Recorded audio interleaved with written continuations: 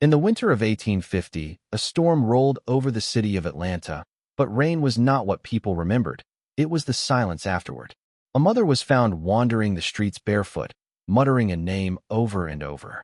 A father was discovered in the barn, rope around his neck. No sign of struggle, just surrender. 3 children vanished while the candles were still burning on the supper table. All within 8 days. And all after the arrival of one man. A slave whose name appears nowhere in official archives, but whose face appears everywhere in whispered nightmares. They called him Solomon the Beautiful. A man so handsome his presence felt like witchcraft, like temptation sent from the pit beneath the earth, or perhaps from somewhere even older. Rumors said no chains could scar him, no whip could break him, and no person, man or woman, could look into his eyes without surrendering something they could never take back. Atlanta would never speak of him again, because some stories were erased for survival. He wasn't born in Georgia.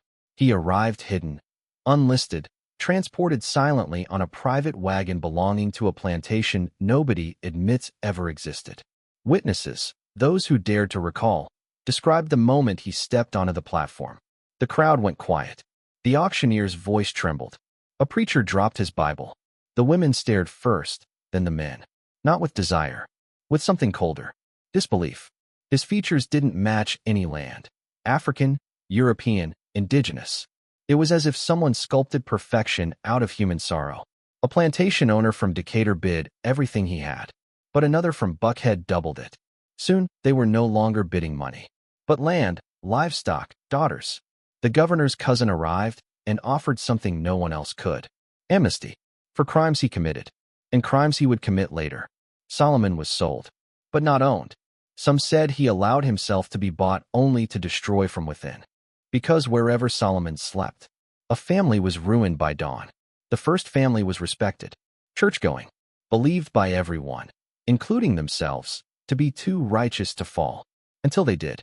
The preacher's wife confessed, not to sin, but to obsession. She stopped eating, stopped sleeping, stood outside the slave quarters like an abandoned portrait. The preacher confronted Solomon in the dark pasture. He carried a cross in one hand and a pistol in the other. Witnesses saw him shout, but heard nothing. Solomon never opened his mouth. He only stared. The preacher screamed once, fell to his knees, and begged forgiveness from a man he was supposed to own. By sunrise, the wife was gone. The preacher resigned. The church closed its doors for 5 years. No affair, no proof, just destruction without a touch. Whispers rose. One said Solomon was the son of a witch who slept with something that lived under a river. Another said his mother died the moment she saw his face. But the darkest rumor, he was born without a shadow for his first 3 years. A midwife wrote 3 notes in a hidden diary, found 50 years later. The baby is too silent. The baby is too beautiful. The baby watches like an old man. On the night she wrote the last line, the midwife's own infant stopped breathing in its cradle. No struggle, no sickness. Her surviving children claimed she spent the next week staring into the fireplace, whispering, "God sent the wrong angel." She left her house on the 7th night. Her body was found at the riverbank, facing down, as if bowing to something beneath. Slaves break. Bones. Skin. Spirit. Solomon did not. The overseer whipped him for refusing to speak. The lash came down, and the leather broke. Not Solomon. The whip. The plantation owner brought a blacksmith. He forged iron specifically for Solomon. The chain was clamped, hammered, secured. At dawn, the chain lay in the field, perfectly intact. But Solomon was not wearing it. He was never seen escaping, never caught running. He returned every morning, as if chains were an illusion meant for other people. One evening, a neighbor spotted the plantation owner's daughter, standing by the window with her hair unbraided, something considered intimate. She was smiling, but tears covered her face. Solomon stood in the yard, not speaking, not moving, only watching. The next morning, the girl no longer recognized her parents. Not dementia, not madness, erasure. She forgot her mother's voice, but remembered Solomon's eyes. The doctor accused the family of committing her. The mother blamed sorcery. The father blamed shame. The girl spoke only 7 words for the rest of her life. He took something I can't name. Her diary was burned by the church. 1 page survived. His presence is permission. Atlanta panicked. Families demanded action. The sheriff arrested Solomon on suspicion of everything. He locked him in the county cellar. 3 guards watched the door. On the first night, 1 guard slit his own throat. The second fled, never seen again. The third stood smiling, catatonic. When the sheriff opened the door, Solomon was sitting calmly, hands folded, as if waiting for someone he already knew would come. The sheriff emerged 3 minutes later, muttering scripture backward. He resigned the next morning, burned his badge, and emptied his gun into a mirror. The city church held an emergency council, not about God, about Solomon. They concluded temptation must be eliminated. They brought rosaries, holy water, pages from a stolen Bible older than the country itself. They confronted him. But when Solomon looked upon the cross, it wasn't he who trembled. It was the wood. The pastor described the moment before he died. He smiled not cruelly, not triumphantly, but knowingly. The church bricked up the original records. The foundation was rebuilt over silence. Only one person claimed Solomon ever spoke to him, a 7-year-old orphan named Matthew. Matthew said Solomon asked him, "Do you know why they fear beauty?" When Matthew shook his head, Solomon answered, "Because beauty invites surrender." Matthew was found 2 days later, on the church steps, drawing Solomon's face in chalk, again and again, until his fingers bled powder. He disappeared the following winter. Some say he followed Solomon. Others say Solomon followed him. In 1902, during renovations, workers found a locked crate under the church floor. Inside, a sketch of a young man, too perfect to be real. A journal page that read, "Beauty is not a blessing. Beauty is permission. Beauty is hunger." And a mirror, covered in black oilcloth. The worker who unfolded the cloth dropped the mirror and fled the building screaming. He told his wife he saw his own reflection, but smiling back with someone else's smile. He never returned to work. The people decided Solomon had to die. They waited until he slept. If he ever slept, they dragged him to a barn, hung him, burned him, shot him. Witnesses said he didn't scream. Not once. Only one woman claimed to hear him whisper as the flames rose, "You cannot kill what you invited." The barn collapsed. His body was never found. The rope remained.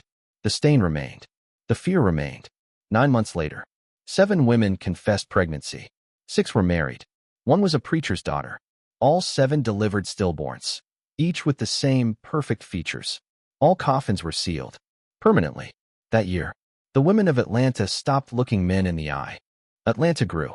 Factories, railroads, war, reconstruction. History wrote new stories. But every so often, a child was born too beautiful, too calm, too watching, and families broke. Doctors called it coincidence. Churches called it sin. Politicians called it irrelevant. But the oldest families of Atlanta did one thing quietly, consistently, without explanation.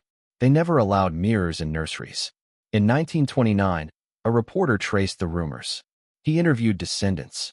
He gathered diaries, studied church seals. His article was ready. The Beautiful Curse of Atlanta. The night before publication, he visited his editor. The editor's wife answered the door, trembling. The editor was hanging from the rafters. No sign of struggle. The manuscript burned in the fireplace. Every page except one. He didn't seduce. He revealed. The journalist disappeared the next day. The government denied. Churches denied. Families denied. Not because it was shameful, because it was contagious. Fear is a virus.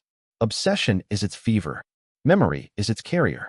They believed that telling his story was enough to invite what they buried. And so silence became their religion. In 1948, during estate clearance, a forgotten attic was opened. A portrait lay face down, canvas torn but frame intact.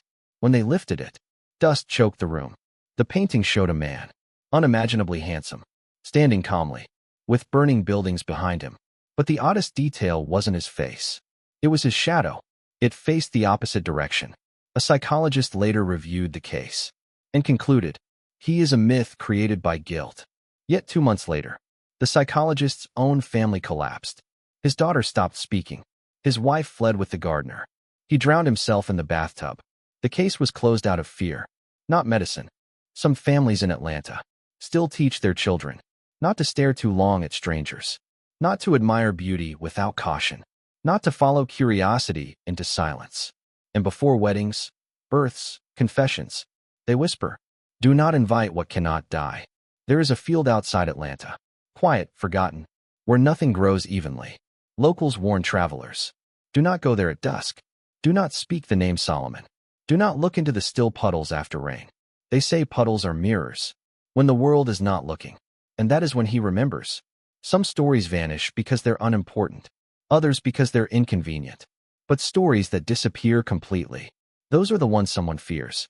If beauty is an invitation, then curiosity is the door. You click this video. You heard the name.